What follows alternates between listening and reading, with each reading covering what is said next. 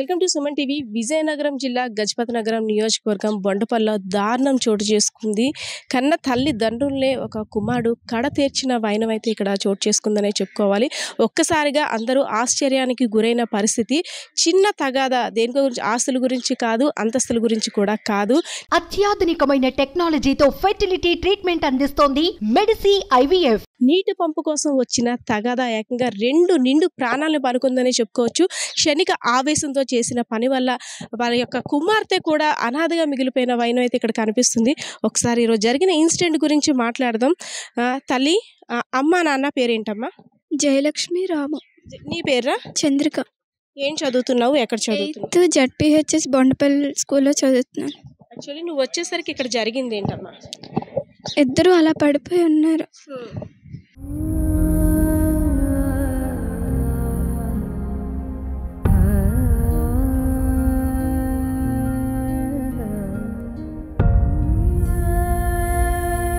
అంతే, నేను వచ్చేసరికి అలాగే ఉంది.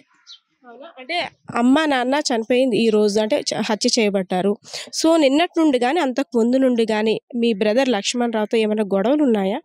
గొడవలు అంటే ఏట్లే, ఒకరితో అసలు మాట్లాడుకోరు, చూసుకోరు కూడా.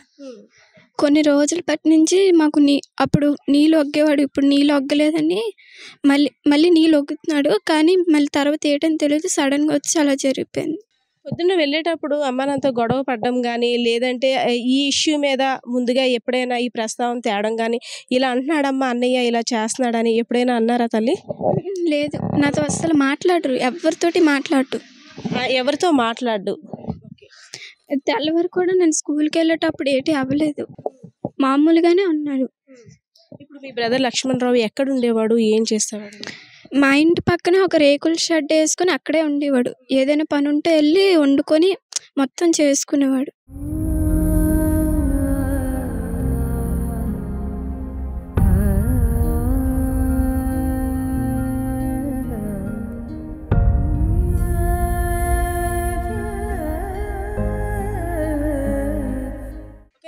యాక్చువల్లీ డోలా రాము జయలక్ష్మి దంపతులకి ఒక పాప. డోలా రాముకి ముందు భార్య యొక్క కుమారుడు ఈ లక్ష్మణ్ రావు అనే వ్యక్తి. గత కొంతకాలంగా ఆ నీటి సంపు తాలూకా తగాదా కారణంగా ఈ దారుణానికైతే ఒడిగట్టాడని చెప్పుకోవచ్చు. పాపం చిన్నారి తెల్లవారు స్కూల్కి వెళ్ళినప్పుడు కూడా అమ్మా నాన్న చూస్తూ మురిసిపోతూ వెళ్ళింది. సాయంత్రం వచ్చేసరికి ఇద్దరు అమ్మా నాన్న ఉంటారు, నేను హ్యాపీగా స్పెండ్ చేయొచ్చు. ఈ రేపు ఎలా ఉంటుందో కూడా తెలియని పరిస్థితి కాబట్టి వచ్చేసరికి అయితే మాత్రం తల్లిదండ్రులు ఇద్దరు విగత జీవులుగా ఉన్నారు. చూసి పాప కూడా ఆశ్చర్యానికి గురైన పరిస్థితి. ఒకసారి ఇన్సిడెంట్ జరిగినప్పుడు గ్రామస్తులు కూడా అసలు అంటే ఏం జరుగుతుందో వాళ్ళు కూడా తెలియని అయోమయ పరిస్థితులు. కొడుకేంటి ఇంత దారుణం చేస్తున్నాడా, నిజంగా కల్లో జరుగుతుందా, రియల్గా జరుగుతుందా అని కూడా తెలియని పరిస్థితిలో ఉన్నారు. అమ్మా మీది ఈ ఊరేనమ్మా? మా అమ్మలో పెద్దమ్మ ఆవిడ ఉంది, చూసింది, కళ్ళారా చూసింది. అమ్మా ఏమైందమ్మా ఈరోజు? నువ్వు చూసావంట, ఏమైంది చెప్పు, పర్లేదు చెప్పు. నువ్వేం చూసావో అదే చెప్పు. అదే చెప్పాలంటే ముందు ఏం జరిగిందో నాకు తెలియదు. జరిగింది తెలీదు. అక్కడ ఆ రోజు అంటే ఇప్పుడు ఇందాకలా ఆ లక్ష్మణ్ రావు అనే వ్యక్తి రాము జయలక్ష్మిని చంపినప్పుడు అసలు ఏంటి, కేకలైందా, గొడవ అయిందా, ఎలా బయటకు వచ్చారు, నువ్వేం చూసావమ్మా? గొడవ అవడం మనకు తెలియదమ్మా. గబగబ వచ్చాడు, ఆ గుంటడు ఉన్నాడు అక్కడ తిరుగుతున్నాడు. నేనన్నాను పెళ్లి చేసుకోవట్రా ఇంకా బాబు, మాట్లాడతాడు నాతో బాగాను, మామనవుతాను, పెళ్లి చేసుకోవేట్రా బాబు అంటే అన్నాడు. అనేసి వెళ్ళాడమ్మా, వెళ్ళి ఆ కత్తెట్టుకొని వచ్చాడు.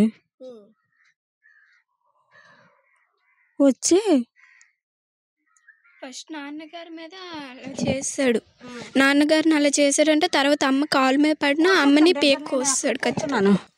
వాళ్ళ ఆవిడ వద్దు చంపొద్దని కాలు మీద పడి, వాళ్ళ ఆవిడ వద్దు చంపొద్దు ఆ పని చెయ్యొద్దు అనేసి అన్నా సరే ఊరుకోలేదు. ఏమనలేదమ్మా, వాళ్ళ ఆవిడ ఏమనలేదు.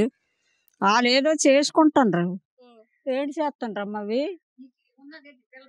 అదేంటే పాప స్కూల్కి వెళ్ళింది కదా, పాప స్కూల్కి వెళ్ళిపోయింది కదా, నువ్వు అప్పుడు కూర్చున్నావు కదా అక్కడ. పువ్వులు ఉంది పడిపోయింది, నాది నాకు తెచ్చి పెడుతుంది. వచ్చాడమ్మా కత్తెట్టుకొని వచ్చి కోసేస్తాడు. అమ్మో అనుకుని నేను పడిపోయాను. అంతే నాకు తెలిసినరా. అమ్మ ఏమవుతారమ్మా మీకు వాళ్ళిద్దరు? కూతురు, చెల్లి కూతురు. చెల్లిలా మీ చెల్లిలా? చెల్లి కూతురు పెద్దమ్మని ఈ పిల్లకి. Okay okay. నేను వైజాగ్లో ఉంటాను రా తల్లి. వైజాగ్లో ఉండి ఇది దేపిల్లి పని ఉంది, వచ్చాము. మా పెద్ద పిల్ల వెళ్ళింది దేపిల్లి, నిన్న ఇక్కడ వదిలింది అన్నమాట 3 రోజుల కోసం అంతే. ఓకే.